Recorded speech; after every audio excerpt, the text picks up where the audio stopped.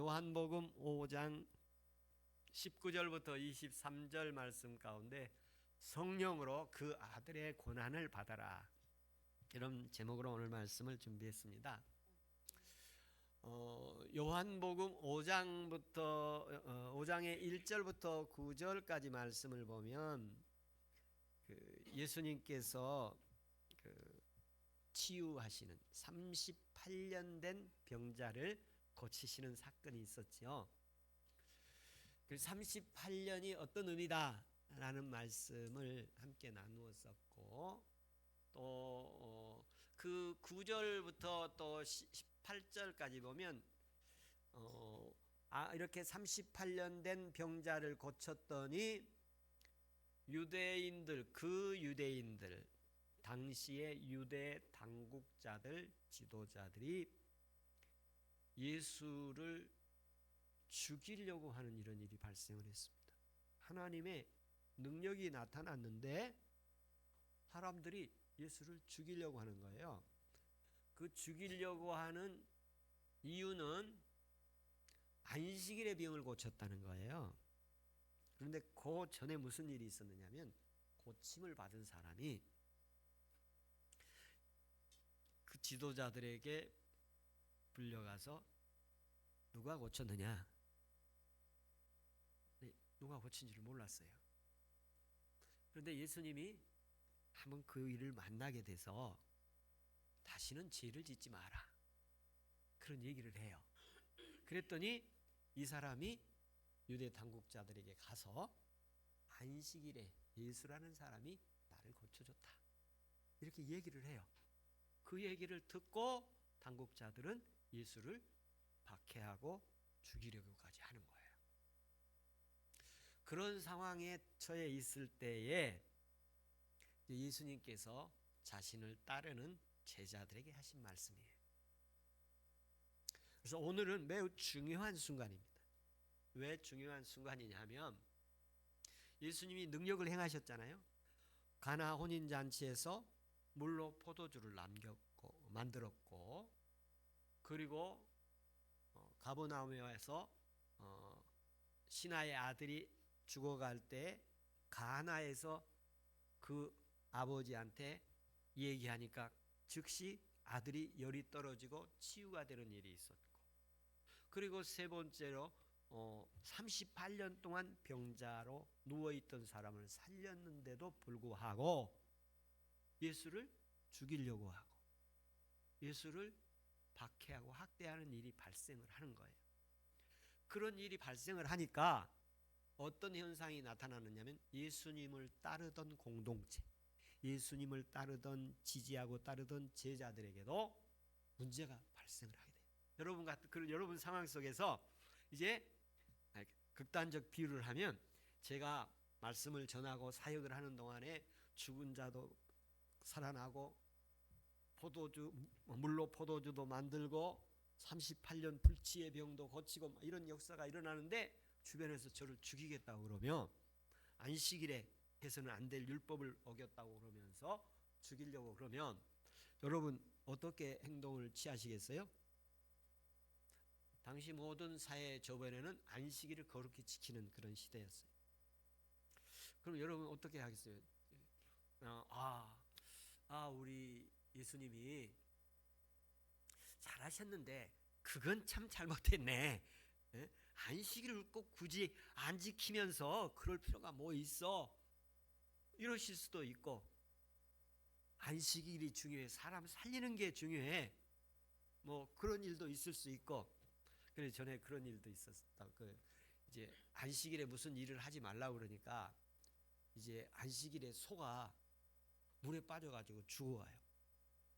그러면 여러분 어떻게 하겠어요? 안식일에 어떻게 하겠어요? 안식일에 무슨 일을 하면 안 되죠. 이게 하나의 갈등이고, 소가 죽어가는 것도 하나의 갈등이고.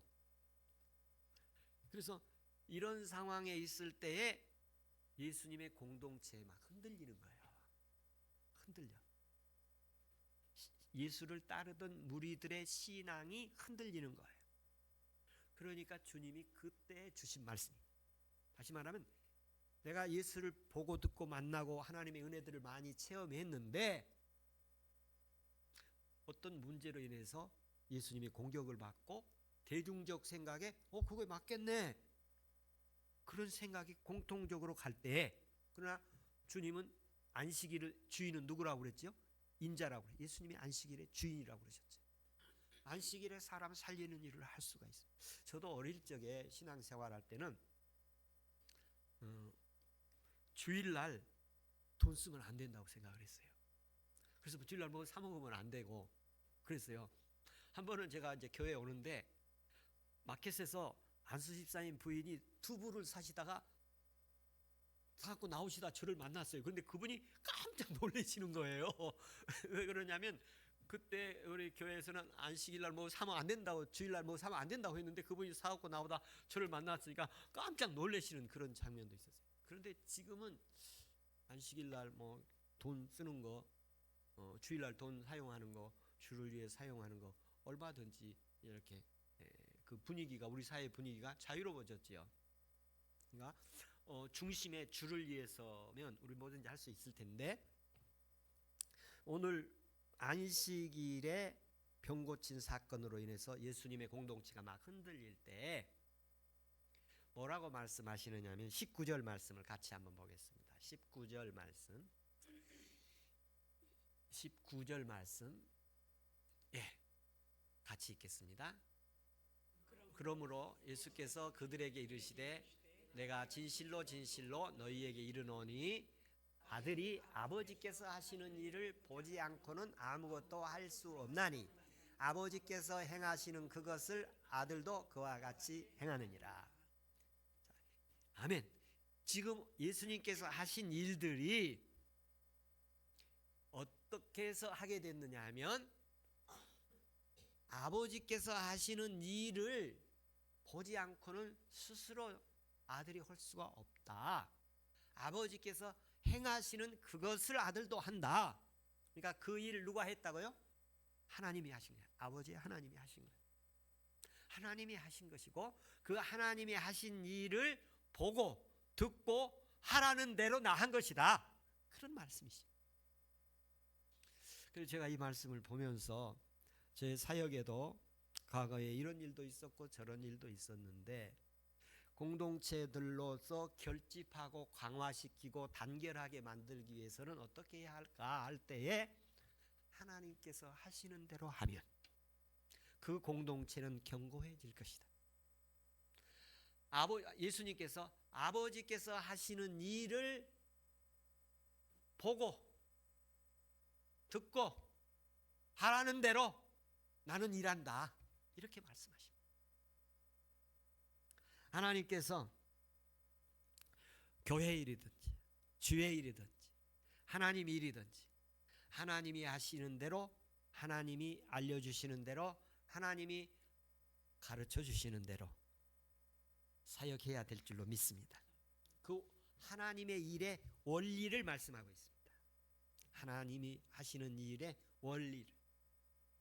그래서 제자들에게 아버지께서 어떤 일을 하시는가, 아들이 어떤 일을 해야 하는가, 아버지께서 하시는 일을 해야 되고 아들은 아버지가 하라는 일을 하고 아버지가 보여주는 일을 하는 것이다.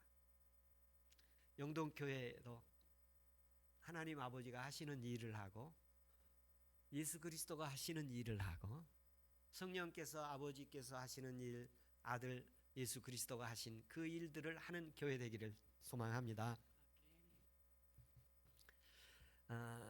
두 번째 말씀을 보면 20절에서 21절 말씀입니다. 우리 같이 한번 보도록 하겠습니다. 아버지께서 아들을 사랑하사 자기가 행하시는 것을 다 아들에게 보이시고 또 그보다 큰 일을 보이사 너희로 놀랍게 여기게 하시리라. 아버지께서 죽은 자들을 일으켜 살리신 같이 아들도 자기가 원하는 것을 살리느니라. 여기에서 20절 말씀을 한번 띄워주십시오. 예수님께서 이제 자기의 공동체가 외부로부터 공격을 받고 막 죽인다고도 하고 예수를 죽인다고도 하고 그런 내 신앙에 개인적 적용을 한다면, 교회적으로 적용을 한다면 하나님 한때 많이 좋았는데 외부에서 갑자기 내부에서 공격하는 일이 나타나서 어려움이 생긴 거예요. 어려움이 생길 때 예수님께서 그 공동체를 더 견고하게 하는 일을 하셔요. 그 견고하는 일을 하는 것 가운데 하나의 근거를 얻으려면 우리는 하나님 일을 하고 있는 것이다. 우리는 하나님 일을 하고 있는 것이다. 우리가 이 시간 예배하는 것도 하나님 일이십니다. 성령께서 우리를 하나님 일하게 하시고 예배하게 하십니다. 이거 하나님 일 되시길 바랍니다. 그러면서 아버지께서 아들을 사랑하사 자기가 행하는 것을 다 아들에게 보이시고 그보다 더 큰 일을 보이사 너희로 놀랍게 여기게 하시리라. 여기 보면 아버지께서 아들을 사랑해서 자기가 행하는 것을 다 아들에게 보여준다고 그랬어요. 보여준다는 말은 알려준다는 말이고 계시해 준다는 말이에요. 더 큰 일을 보이시라니. 자, 더 큰 일이라는 게 뭐냐면 지금까지 큰 사건을 3개 보여줬어요. 포도주 사건, 그리고 신하의 아들을 치유한 사건, 38년 된 병자 치유 사건을 보여줬어요. 그러는데도 사람들의 신앙이 흔들리는 거예요. 그러니까 앞으로 더 큰 일들을 보여주겠다는 말씀을 하셔요. 그 은혜가 영동교회에 있기를 바랍니다. 앞으로 우리에게 더 큰 일 보여주실 줄로 믿습니다. 그래서 나중에 보면 더 큰 일들을 보여주시는데 오병이어도 일으키세요. 죽은 자도 살리세요. 나사로도 살리고, 그리고 바다 위를, 물 위를, 바다를 걷기도 하세요. 풍랑을, 파도를 잔잔하게도 하세요. 더 놀라운 일들을 보여주세요. 하나님의 일을 하나님의 뜻대로 하나님이 원하시는 대로 진행하는 현장에 하나님의 더 큰 일들을 보게 될 줄로 믿습니다. 하나님께서 그 하나님의 일을 하는데 더 큰 일들을 보여주는데 근데 핵심적 중심적인 일이 뭐냐? 여기 너희로 놀랍게 여기게 한다. 이 말 하나 언급하고 가면 사람들이 와 깜짝 놀래. 죽은 사람이 살아나니까 놀래요. 오병이어 일어나서 막 배고파 죽겠는데 먹고 살아났어. 근데 다음에 또 올 때 예수님 올 때 어떻게 오느냐면 혹시 오늘 또 떡 만들어 주시려나? 떡 때문에 오시는 거야. 그분의 능력, 그분이 주신 떡을 먹고 영생을 얻고 그분이 주신 물을 마시고 영원히 목마르지 않은 생명수를 먹고 이런 것과는 상관이 없이 그분이 만들어준 단순한 떡, 양식만 바라보고 오는 사람들이 또한 있게 되는 거예요. 놀랍게 여기게 하시냐. 놀라고 끝나는 거예요. 놀라고 끝나지 않기를 축원합니다. 그 사건 속에서 하루하루의 삶의 의미, 그 삶에서 그 배경에 있는 의미, 그 의도, 하나님의 어떤 의도가 있는가, 그 의도를 붙들고 십자가 속에 예수 그리스도의 피가 있고 그 피 속에는 우리의 제사함이 있고 의롭다함이 있고 하나님의 치유와 회복이 있고 거기 거룩함과 성결함이 있고 우리에게 부요함과 천국이 있고 거기에 영생과 천국이 있고 이런 거 있지 않습니까? 그거는 보지 못하는 거예요. 십자가 제가 초창기 아주 초창기에 앞에 십자가 있었어요. 그럼 무슨 공사를 하다가 그 십자가를 제가 내려놨는데 십자가가 위에가 길고 짧고 아래가 길잖아요. 이렇게 세우면 넘어지기 쉬우니까 이렇게 거꾸로 세워놨어요. 그랬더니 초등학교 아이가 목사님 예수님이 거꾸로 계세요 그러는 거예요. 거꾸로 계세요 그러는 거예요. 그 아이에게는 그게 십자가가 그 예수님으로 이렇게 의미가 담겨 있는 거예요. 예수님께서 표적을 행하고 능력을 행하고 오늘 또 하루하루 사건을 주실 때 그 속에 담겨진 은혜와 진리를 볼 수 있기를 축원합니다. 그런데 여기 놀랍게 여기게 하시니라. 그냥 놀라고 끝나는 거예요. 배부르게 한번 먹고 끝나는 거예요. 다음 말씀 보겠습니다. 그 다음 21절에 보면 예수께서 죽은 자들을 일으켜 살리심 같이 아들도 자기가 원하는 자들을 살린다. 그러니까 하나님이 원하시는 일을 예수님이 하셨죠. 그리고 예수님이 하나님 하시는 일을 하셨죠. 그러면서 살아갔는데 사람들이 예수를 죽이려고 그러니까 그 따르던 사람들의 신앙을 강화시키기 위해서 견고하게 하기 위해서 말하고 있는데 그 말하는 가운데 아버지가 하는 일이 중심이 뭐냐, 핵심 사역이 뭐냐, 하는데 죽은 자 살리는 것이다. 그리고 그 죽은 자를 살리는 것이 하나님 일이다. 그래서 예수님께서 안식일에 38년 대 병들어 죽어가는 사람 살린 거예요. 저와 여러분이 어떤 일이 있더라도 죽어가는 자가 있다면 살리는 일에 동참하기를 바랍니다. 이 살리는 일이 하나님의 일이에요. 하나님 일이 살리는 일이니까 예수님도 살리는 일을 하시는 거예요. 그래서 예수님께서 살리는 일을 하시는데 어떻게까지 살리시냐면 아버지가 아들을 세상에 보내서 세상 사람들을 살리는 일을 하시죠. 그래서 이 아들은 아버지가 자기를 세상에 보내서 살리는 사람들을 살리는 일을 하는데 어떻게 해서 살리느냐면 자기가 대신 죽고 다른 사람을 살리는 것이죠. 십자가에서 자신이 죽고 모든 사람들을 살리는 것. 이 일을 하러 자신이 왔다는 거예요. 이 일을. 여러분 이 사실 알고 있죠? 예, 알고 있는데 새롭게 들리기를 바랍니다. 여러분 혹시 살다가 여러분을 누가 정말 어려울 때 올 때 정말 위험해서 해서 죽을 수 있었는데 누가 여러분을 살려줬다고 그러면 그분 굉장히 고마운 분으로 기억될 거예요. 언제든지 기억될 거예요. 여러분 예수님께서 우리를 사랑하셔서 우리를 살려주시려고 세상에 오셨고 그리고 내가 죽는 자리에서 건져주셔서 우리가 구원받았다고 말하는 것입니다. 사망에서 우리를 건져주신 것입니다. 지옥에서 우리를 건져주신 것입니다. 우리를 살려주신 것입니다. 이 은혜가 사람들을 뭉치게 하는 기본 원리라는 거예요. 저와 여러분이 하나 되고 결집되고 이렇게 서로 단결하고 그러는데 예수 십자가로 결집되기를 바라고 예수의 보혈로 하나 되기를 바라고 예수 믿는 신앙으로 하나 되기를 바랍니다. 그런데 여기 하나가 단서가 붙어요. 단서가 살리심 같이 아들도 자기가 원하는 자들을 살리시느니라. 자기가 원하는 자들을 살리시느라. 여기에 예수님의 참 말씀을 보면서 제 안타까움이 이 안에 담겨 있습니다. 예수를 죽인다고 많은 사람들이 국가 권력이 나서고 있지요. 그리고 많은 사람들의 시선이 예수 따르던 공동체에 아주 시선이 따가워졌어요. 안식일을 어긴 사람들, 이단자로 취급되어지는 그런 모습이죠. 그때에 예수 그리스도께서 표적과 기사를 행하고 막 역사를 할 때 따르던 사람들 중에 그 중에 어떤 사람들은 자기 가는 길로 가는 모습이 보인 거예요. 흐트러지는 모습이 보인 거예요. 그래서 그 남은 사람들에게 하신 말씀이에요. 예수님이 원하는 아들도 자기가 원하는 자들을 구원하시다. 다 구원하는 게 아니라 자기가 원하는 자들을 구원하시는 거예요. 하나님이 택하시고 부르시고 하나님이 예정하시고 하나님이 예수님이 자기가 원하는 자를 구원하시다. 그래서 우리가 사실은 예수 그리스도를 믿고 구원받아서 하나님의 자녀가 되어 여러 가지 열악한 환경들 이런저런 많은데 이렇게 하나님을 예배하고 섬기고 있는 것은 하나님이 우리를 사랑하시고 선택하시고 불러주셔서 자기가 원하는 자가 예수님이 원하는 자가 되었기 때문에 그 안에 있는 것입니다. 이 은혜가 있기를 바랍니다.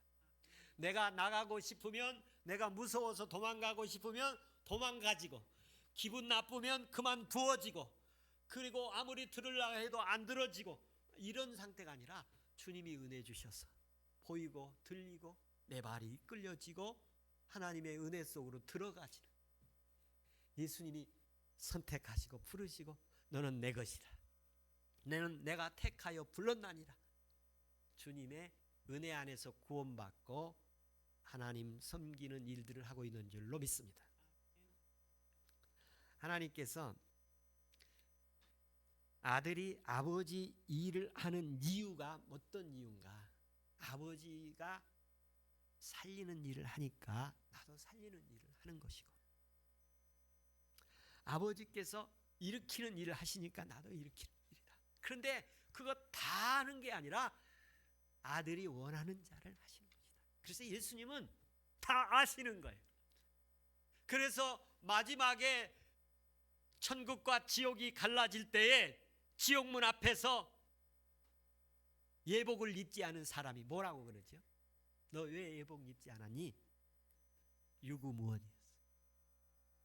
너 왜 예수 믿지 않았니? 할 말이 없어. 나 억울합니다. 나 믿었으면 변호할 말이 없는 거예요. 주님은 자기가 원하는 자들 구원하십니다. 자기가 원하는 자를 살리십니다. 할렐루야. 세 번째 말씀에 보면 그 다음에 주님께서 이렇게 말씀을 하십니다.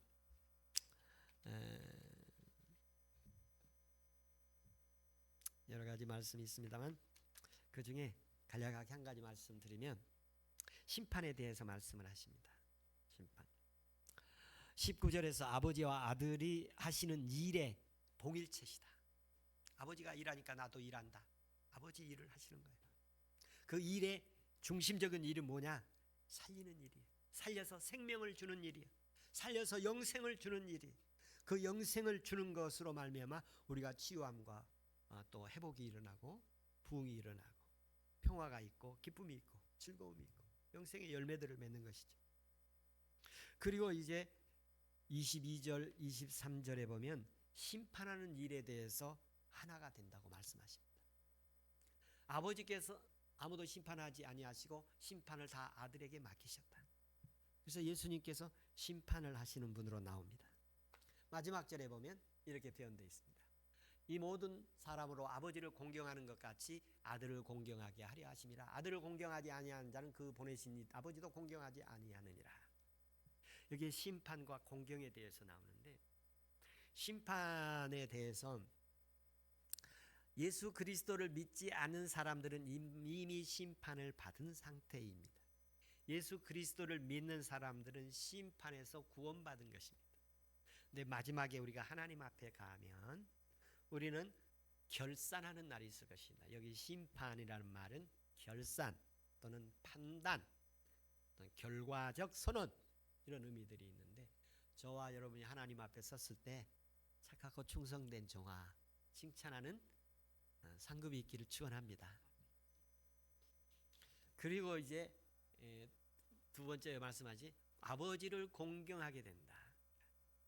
예수님께서 이제 그 병든 자를 치유한 사건으로 인해서 사람들의 공격을 받습니다.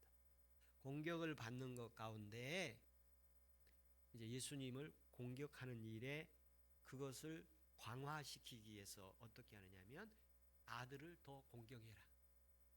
이 공경이라는 말은 신뢰, 경외, 순종 이런 말이에요. 예수님을 더욱 신뢰하고 경외하고 존중하라는 것입니다. 여러분 삶의 신앙 흔들릴 때 예수님에 대해서 더 소중하게 여기고 더 존중하고 순종하고 신뢰하기를 바랍니다. 교회를 더 소중하게 여기고 신뢰하고 존중하기를 바랍니다. 믿음의 사람들에 대해서 목사에 대해서도 순종하고 신뢰하고 더 존중하기를 바랍니다. 그게 환난에서 이기는 비결이에요. 시험에서 이기는 비결. 그런데 어떤 일이 오느냐면 비난, 조롱, 거짓, 선동 이런저런 일들을 위협하는 일들을 당하면 의심, 불신, 또 불평, 불만족, 그리고 열정이 식고 의심이 일어나고 위축되고 하던 일도 중단하고 열심도 식고 이런 일들이 발생하는 거예요. 그거를 극복하기 위해서 주님이 하신 말씀이 뭐냐면 공경하라. 하나님이 하신 말씀이 아버지를 공경한 것 같이 아들을 공경하라. 우리가 어려우면 어려울수록 예수님을 더 공경하기를 바랍니다. 그분을 신뢰하고 그분을 더 순종하기를 바랍니다. 믿음이라는 말도 영접, 신뢰, 순종이라는 의미가 담겨 있습니다. 우리가 하나님 앞에 더 예수를 받아들이고 순종하고 신뢰하는 그것이 우리가 세상을 이기는 비결입니다. 이게 믿음입니다. 하나님께서 큰 표적과 기사와 역사를 일으킨 와중에도 이런저런 어려움들이 발생을 할 때 예수님께서 자신을 따르는 공동체를 향해서 흔들리지 말고 굳건하게 단결해서 하나님의 나라를 이루어가기 위해서 하신 말씀, 아버지 일을 나도 한다. 아버지와 나는 하나다. 아버지의 일을 나는 하는 사람이고 아버지 일을 아버지 하나님이 보여주시고 가르쳐주시고 계시해 주신 대로 나는 하고 있다. 그리고 두 번째 그 하는 일의 핵심이 뭐냐면 살리는 일이다. 나 병자 38년 병자 살렸으면 그거 귀한 곳이지 않냐. 살리는 일이다. 그리고 더 공경을 소중히 여기고 더 신뢰를 보내라. 그런 의미의 말씀이 오늘 여러분에게 함께 은혜가 되기를 축원합니다.